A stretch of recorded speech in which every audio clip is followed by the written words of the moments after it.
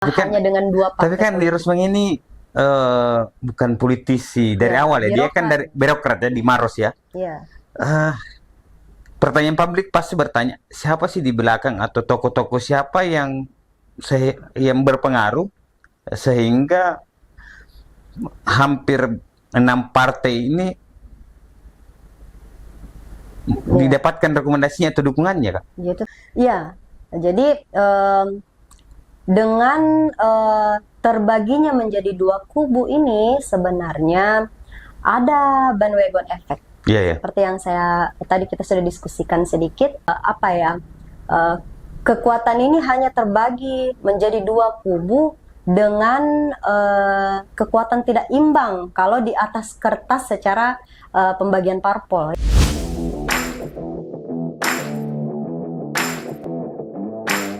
Iin Fitriani, selamat datang Kak di podcast Rakyat.News, Direktur Epicentrum Politika. Iya. Bagaimana kabarnya, Kak? Alhamdulillah, baik. Dan bagaimana perkembangan politik ini, Kak? Kita lihat ini. Semakin seru. Semakin seru ya, Kak? Menjelang pendaftaran. Semakin tarik ulur Semakin, bagaimana perubahan partai. Ya, semakin kelihatan keseriusannya semua. Apalagi ini memang cukup sibuk ya, karena ada pilgub, ada pemilihan bupati juga, dan wali kota. Dan ada satu daerah memang, Kak, yang itu sudah mulai terpolarisasi ya partai. Itu Wajo. Melihat kita pilkada di Wajo ini seperti apa, Kak? Ya, kebetulan kami Epicentrum Politika itu memang memotret bagaimana perkembangan dan juga dinamika politik ya di Wajo terkait pilkada, dan dari 9 kabupaten kota, dari 24 kabupaten kota ini ternyata ada 9 kabupaten kota yang pilkadanya ini akan diikuti incumbent. Ya. Ya, termasuk ada Pinrang, ada Toraja Utara, ada Maros, Pangkep, Wajo, ya kan? Kemudian ada Luwu Timur, ya kan? Pokoknya ada 9 lah. Nah, Wajo ini salah satu kabupaten yang cepat kelihatan polarisasi partai politiknya, dukungan partai politiknya itu terbelah kemana? Langsung Kak, sudah jelas sih warnanya. Sudah Kalau jelas. kita lihat ini hampir semua daerah ini belum jelas. Ya, Di pilgub saja masih abu-abu. Ya, karena ya masih bergelut dengan lobby-lobby partai, hasil survei dan lain-lain. Tapi kalau di Wajo ini sudah kelihatan. Dan saya bisa mengatakan hampir pasti ya head to head. Pasti head to head. Karena yang beredar juga di mana-mana di sosial media dan juga hasil survei dan juga pendekatan-pendekatan politik mereka ini hanya mengarah ke dua calon ya, dua pasangan calon. Incumbent ya. Ya, ada incumbent Amran Mahmud dengan Amran atau dua Amran istilahnya, dan yang satunya Andi Rosman dan Dr. Baso. Dr. Baso. Iya. Dan kayaknya agak seru ya, Kak. Sudah lumayan seru lah karena hampir semua partai penantang juga luar biasa kekuatannya. Iya. Kemudian incumbent juga dengan pengalaman dan sebetulnya sudah yakin juga. Iya. Jadi dengan terbaginya menjadi dua kubu ini sebenarnya ada bandwagon effect. Seperti yang tadi kita sudah diskusikan sedikit, bandwagon effect ini menyebabkan kekuatan ini hanya terbagi menjadi dua kubu dengan kekuatan tidak imbang kalau di atas kertas secara pembagian parpol ya. Tidak imbang ya? Iya, karena penantangnya dua Amran ini itu sudah 6 partai bergabung di situ. Ya banyaklah sudah di mana-mana itu deklarasi partai-partai yang mengusung mereka. Sementara Amran Mahmud ini hanya 2 partai politik, yaitu PAN dan juga PKS. PKS. Iya. Kalau 2 melawan 6 ya pasti kita bisa melihat Menghitung dari lah. satu sisi. Cuman kan semuanya masih tetap harus bekerja keras. Makanya saya mengatakan hampir pasti saja. Belum pasti tapi Hampir hampir. pasti ya, Kak. Iya. Tapi menurut kita, kira-kira kalau kita bicara soal politik atau bicara tentang kemenangan, yang diuntungkan siapa ketika 2 pasangan, Kak? Sebenarnya itulah saya belum mau menjawab itu, tapi saya melihat dulu efeknya atau dampaknya. Hal seperti ini menyebabkan yang pertama itu terjadinya ketimpangan dalam hal isu ya, polarisasi isu. Karena kita ketahui bersama kenapa banyak partai politik bergabung di kubu lawan, karena ada ketidakpuasan secara sosial terkait kinerja incumbent. Nah, inilah kalau misalnya pasangan incumbent ini masih mau mendulang kemenangan seperti 2018 lalu, karena 2018 lalu itu justru terbalik, mereka yang punya koalisi partai besar. Iya, kenapa terbalik ya? Iya, mereka bisa menang di 13 dari 14 kecamatan yang ada di Wajo. Nah, tapi itu tadi karena ada ketidakpuasan yang pertama. Yang kedua, ini adalah pertarungan strong voters yang ada di Wajo.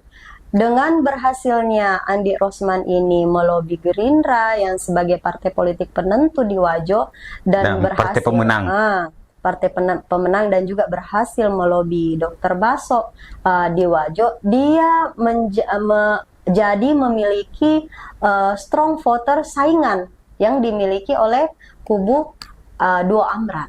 Iya. Karena kita tahu kan bahwa mereka ini punya latar belakang ormas juga yang besar, kemudian pengaruh birokrasi yang besar, pengaruh pemodal yang besar, pengaruh sosial media juga, tekanan sosial yang besar.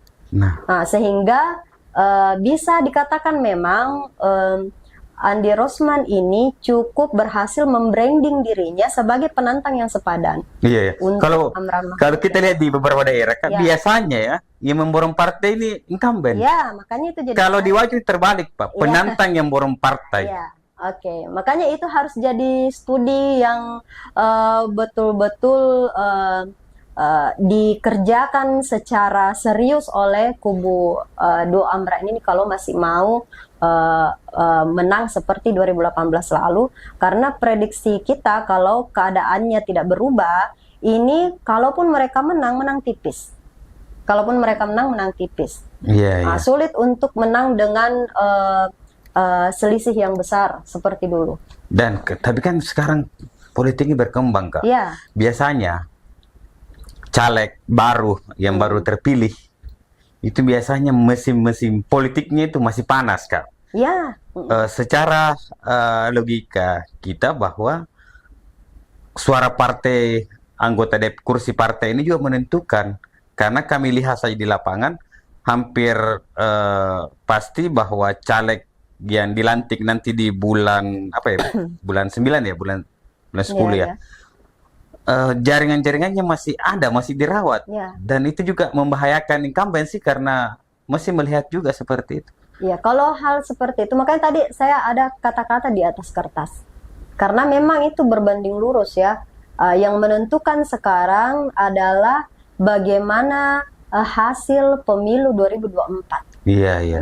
Jadi kita tidak berpikir lagi ke belakang bagaimana ininya. Bagaimana triknya atau bagaimana cara-cara menangnya seperti 5 tahun lalu, tetapi kita lihat sekarang, nah itu tadi persaingan kalau di atas kertas sudah tidak imbang. Nah, jadi memang kerja keras bagi incumbent, dan saya tentu saja juga yakin si kubu lawannya ini tentu tidak puas di situ. Pasti akan melakukan manuver ya. Politiknya harus lebih kencang jalan juga. Ya. Tetapi kalau kita bicara figur, Kak, kedua tokoh ini, misalnya Duo Amran ini sama Andi Rosman ini, apa sih kelebihan dan kekurangan setiap dua tokoh bertarung ini? Biar bagaimana bahwa mereka yang bertarung ini putra terbaik lah Ya. untuk Wajo.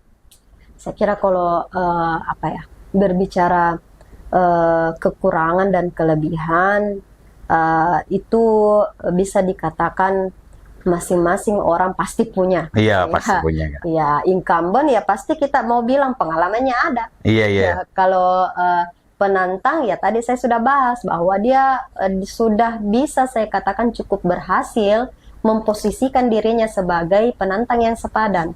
Karena ya hasil dari lobby-lobbynya ya dia sudah bisa terbukti ya kan? Partai dan lain-lain. Jadi memang ini di Wajo ini bakalan seru dan karena dia juga yang kabupaten yang pertama bisa kita lihat bagaimana ini pertontonannya kita nanti terhadap dinamika politik di Wajo. Sehingga itu tadi ya kalau dibanding kabupaten lain ya yang lebih melangkah bisa lebih cepat melangkah ke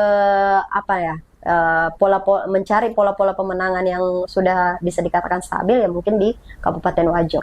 Paling cepat. Paling cepat. Di Goa saja belum. Iya, rata-rata saya lihat begitu. Kalau di Maros yang terbalik sih karena penantang hampir tidak ada di Maros kayaknya ya. Banyak incumbent yang bertarung tetapi masih belum ini. Iya, di Bantaeng juga. Ada yang masih malu-malu, masih mau dengan wakilnya kah atau mau saling menantang dengan wakilnya kan begitu. Di Sulsel juga masih begitu kan. Kalau kita prediksi Kak, apa ya selain head to head ini kita lihat di belakang ini apa yang kita lihat sebenarnya ini Kak? Misalnya penantang ini misalnya apa sih yang dimiliki sehingga hampir semua partai ke sana Kak? Ya, kalau itu pasti adalah modal politik ya, bisa kita bilang. Di belakangnya Andi Rosman tentu ada juga tokoh-tokoh yang membantu untuk bagaimana selalu figurnya si tokoh Pak Andi Rosman ini karena memang kita juga dari hasil riset kita itu dia sudah 2 tahun sebelumnya malah sudah mulai jalan tim penantang ini. Jadi dengan meskipun waktu itu masih berjalan sendiri kan, tapi sekarang ya sudah bisa kita lihat bahwa ada beberapa kekuatan yang sudah mendekat dan makanya tadi saya bilang incumbent ini memang harus benar-benar ekstra kerja keras ya. Hanya dengan 2 partai. Tapi kan di Rosman ini bukan politisi dari awal ya, dia kan dari birokrat ya di Maros ya. Iya.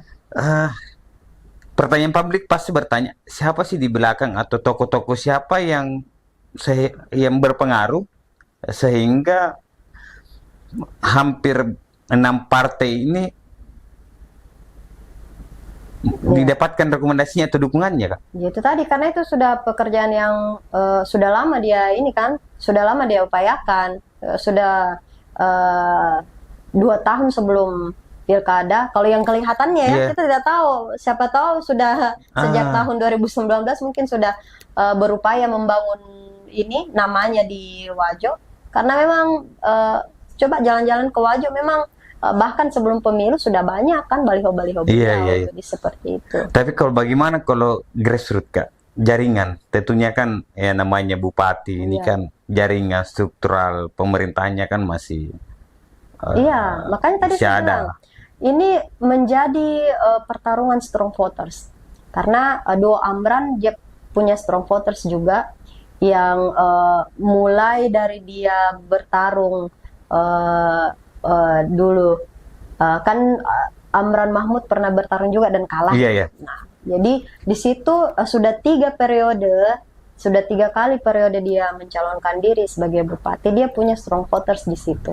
Nah, Andi Rosman pasangannya ini Dr. Baso juga penantang di 2018 pada 2018. Dia juga punya strong voters karena ada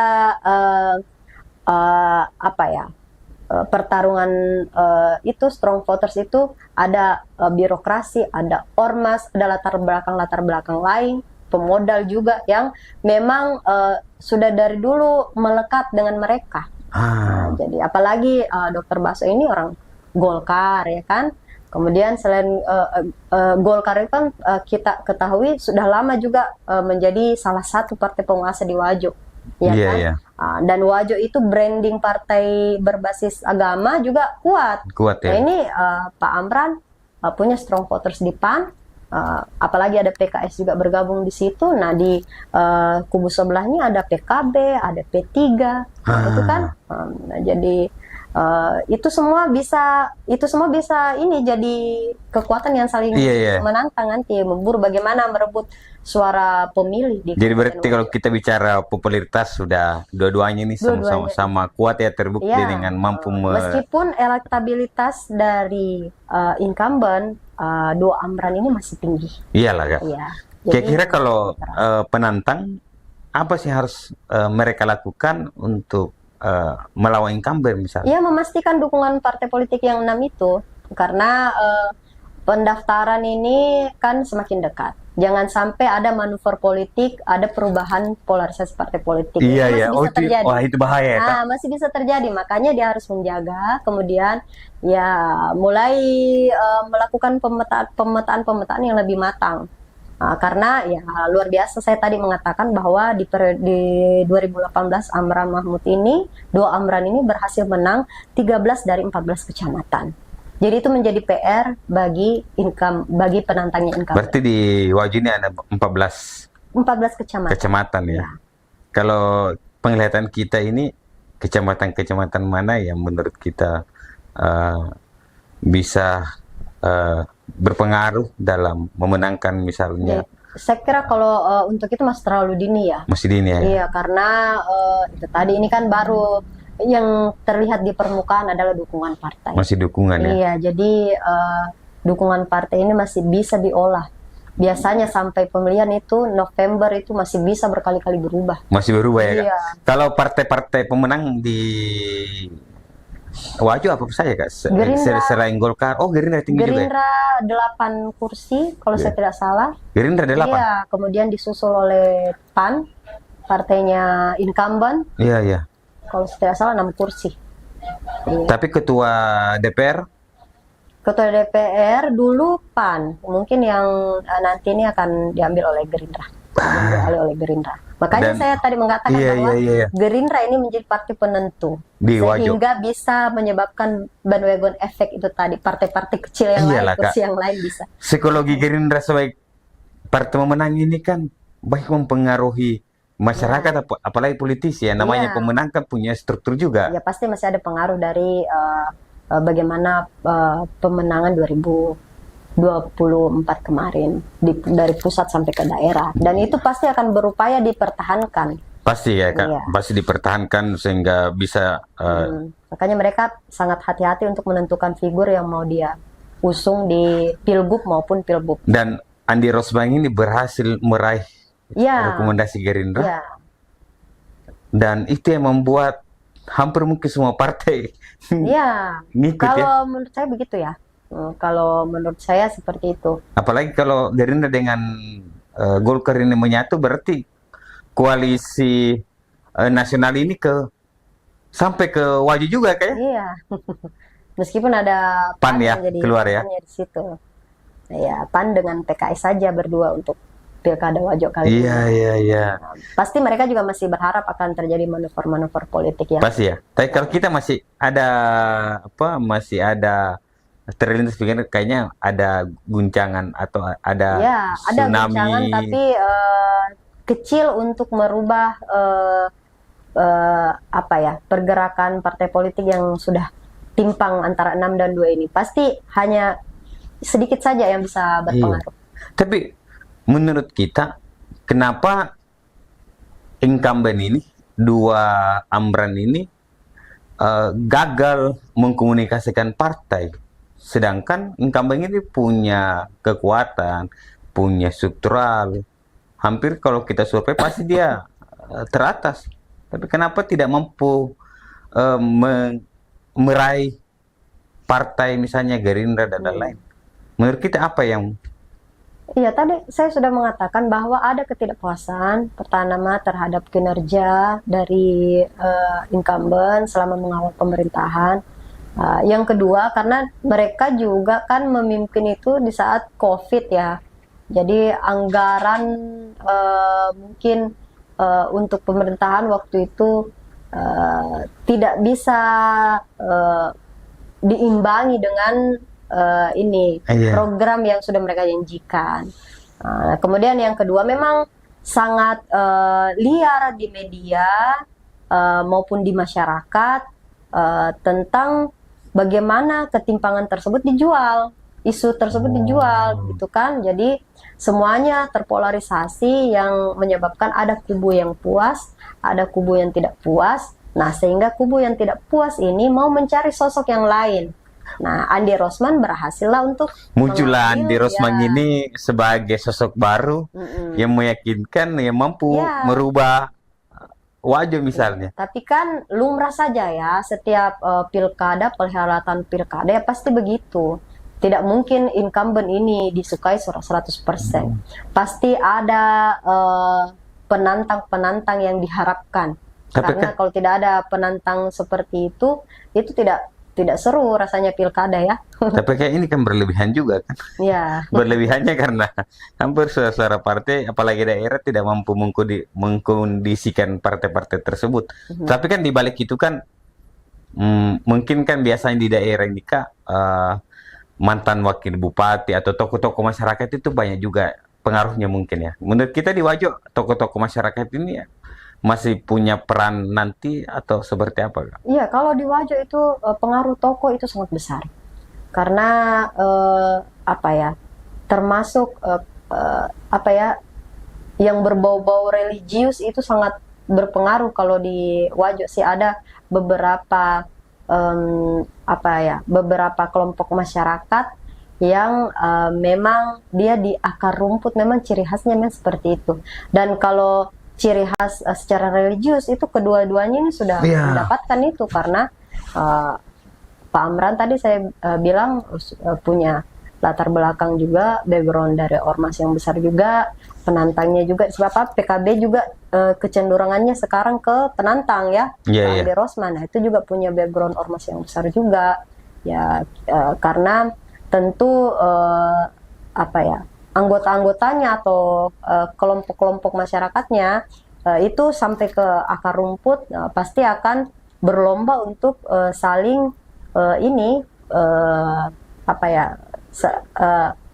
menjagokan figurnya masing-masing. Ya.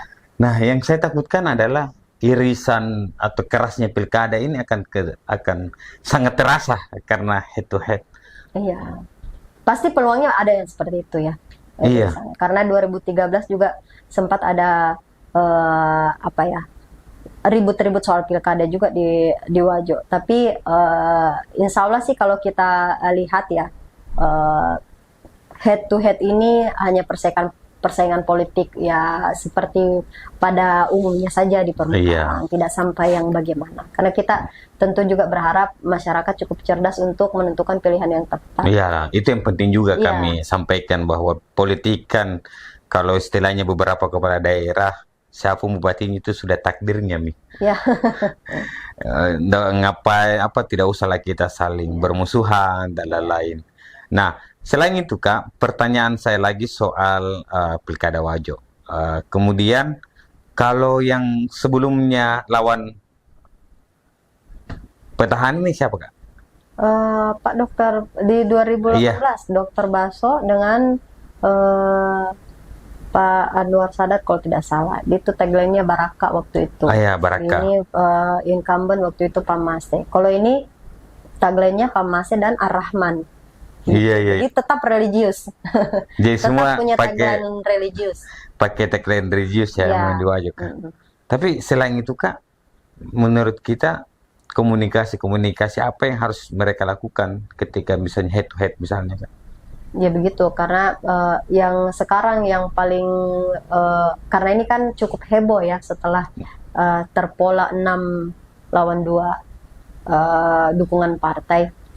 Kalau opsi calon ketiga di Pilkada Wajo ini kira-kira ada atau seperti apa? Sepertinya itu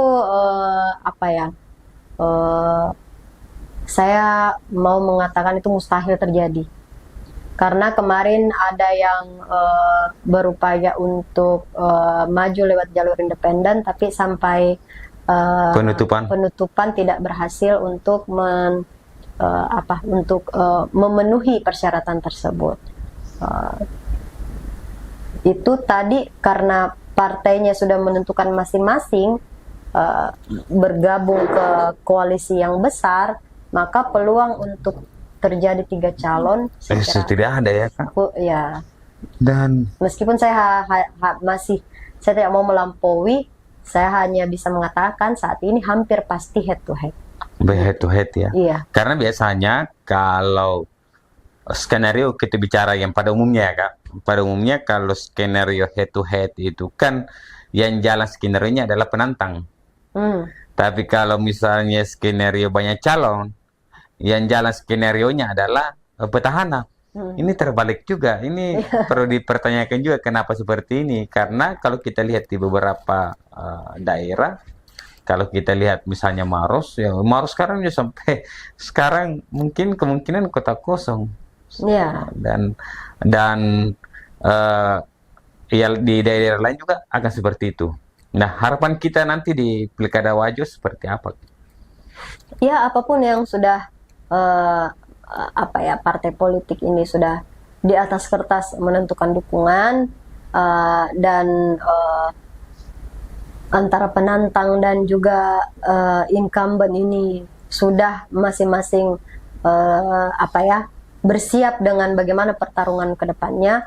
Kita hanya berharap persaingan ini terjadi secara sehat. Itu saja, supaya masyarakat di Kabupaten Wajo juga bisa melihat bahwa mereka yang berkompetisi ini berkompetisi dengan elegan semua. Tidak ada yang berkompetisi dengan cara-cara yang kotor, meskipun ya itu mungkin bisa kita mengatakan bahwa klise hal-hal seperti itu. Iya, tapi biasa. Kita tentu tetap berharap bahwa ini tidak menjadi zona merah ya di Wajo. Tetap pilkada dengan zona hijau yang aman dan juga damai, meskipun ada mungkin riak-riak nantinya pada saat terjadi pemilu ini atau pilkada. Jangan ini sekarang mungkin di Wajo ini sudah mulai sudah agak ramai ya, karena menariknya karena terlalu cepat.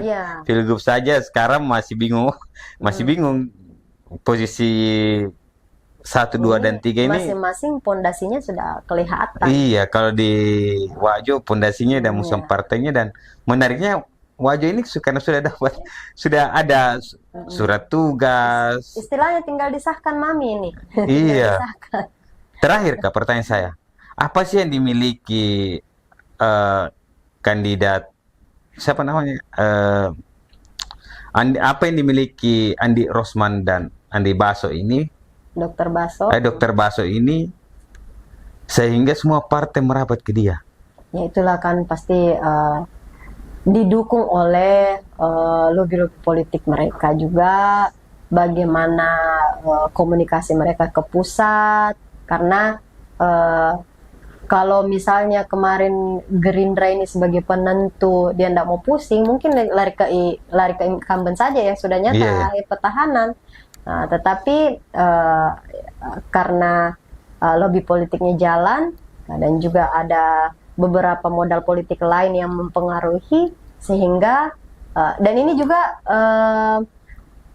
yang cukup mempengaruhi karena legowonya Dr. Baso ini menjadi 02, sehingga orang kalau mau berpikir kan dulu kan dia yang menantang sebagai 01. Tapi tentu dia sudah punya pertimbangan politik di situ ya. Kenapa dia mau bersatu dengan Andi Rosman ini sebagai 02-nya, bukan 01-nya. Nah, apalagi kemarin ada juga tokoh-tokoh di situ kayak Andi Tenderliweng dan lain-lain yang juga punya popularitas dan elektabilitas yang tinggi. Oh, Andi Tenderliweng yang sempat juga mencuat namanya sebagai salah satu calon yang diunggulkan untuk diusung oleh PKB waktu itu kan. Ya, jadi saya kira semuanya berkaitan dengan itu yang saya katakan tadi. Nah, itu pertanyaan saya Kak. Head to head ini kira-kira menurut pengalaman kita dan perjalanan kita, siapa yang diuntungkan? Ya. Kalau skenario head to head, siapa yang lebih lebih diuntungkan lah kira-kira ketika di Wajo ini scanner head to head. Saya kira tidak ada yang diuntungkan, tapi semuanya akan dibuat deg-degan dengan hasilnya. Iya, iya. Nah, yang diuntungkan ya mungkin cuma KPU saja, tidak terlalu banyak calon yang Iya. seperti itu.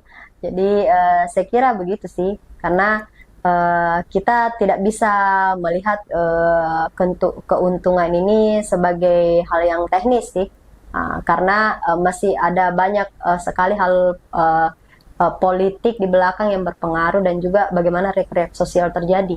Karena jadi mungkin keuntungan itu bisa kita lihat nanti setelah kita lihat siapa pemenangnya. Maka akan kelihatan di situ siapa sebenarnya diuntungkan dari pertaruhan yang kemarin. Tapi selama pertaruhan belum terjadi dan juga pendaftaran juga belum dimulai, saya kira belum bisa kita lihat itu siapa yang diuntungkan. Kan kalau sejarah dan hitung-hitungan historis, kebanyakan head to head ini yang kalah incumbent.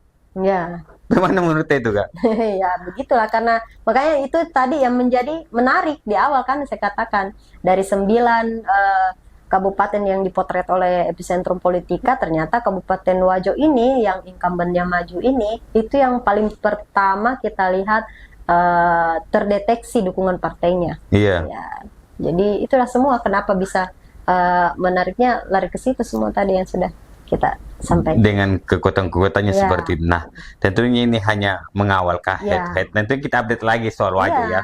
Soal peta-peta kekuatan di Wajo mungkin bisa Direktur Epicentrum ini paparkan lah. Potensi misalnya daerah-daerah ini semua. Sehingga kami juga berharap bahwa media kami juga fokus pada edukasi politik. Kenapa? Karena media kami tidak berpikir siapa yang menang. Kami berpikir adalah bagaimana memberikan edukasi politik, menjadikan pilkada ini damai, sehingga kami sangat butuh pandangan seorang konsultan, pandangan seorang akademisi, guru besar untuk bicara soal politik. Siapapun itu kan politik ini dinamis ya, Kak. Jangan sampai politik kita ini bermusuhan. Betul. Enggak lah, jadi ya beberapa calon gubernur juga yang datang di sini, dia selalu sampaikan bahwa siapapun bupatinya itu sudah takdir, itu sudah sekuat apapun perjalanan kita, ya pasti kembali ke garis tangan lah. Yang penting ada manfaat politik jangka panjang. Ya, jangka panjang. Karena kalau kita hanya berbicara politik jangka pendek, ya tentu kita hanya berbicara siapa yang menang, siapa yang kalah. Iya. Tapi kalau kita berpikir jangka panjang, manfaat politik jangka panjang, manfaatnya bagaimana? Apakah mereka memiliki mampu mempertahankan kepercayaan masyarakat untuk membangun daerah? Itu saja yang kita harapkan dari para kompetitor-kompetitor ini. Dan kami berharap juga di Wajo ini pertarungan gagasan ya, Kak? Ya, pertarungan gagasan, ideologi. Ideologi ya. Jadi tidak usahlah pertarungan soal siapa cukong-cukong apa ya. Menariknya karena kami selalu berharap bahwa semua calon-calon ini punya gagasan dan visi misi yang jelas. Kasihlah masyarakat memilih dengan memberikan gagasan yang terbaik, apa yang dibangun daerah. Saya rasa sederhananya seperti itu. Iya, betul. Dan kita jadwalkan lagi Kak untuk hadir, dan terima kasih sudah hadir di podcast kami. Sama-sama. Tentunya ini juga menjadi bahan diskusi kami, bahwa biasanya kalau kita sudah bahas Wajo, kita akan bahas terus sampai selesai di pilkada nanti, karena memang kita ada 24 kabupaten. Iya, ini satu pilgubnya. Iya, ini agak padat ini. Mungkin setelah Lebaran ini kita akan mulai bahas Maros ke atas ini, sehingga agak menarik. Dan terima kasih banyak atas waktunya, sahabat Rakyat News dan orang-orang Wajo selama menikmati diskusi politik, karena memang sudah kanalisasi. Studio ini memang kita mau bicara politik.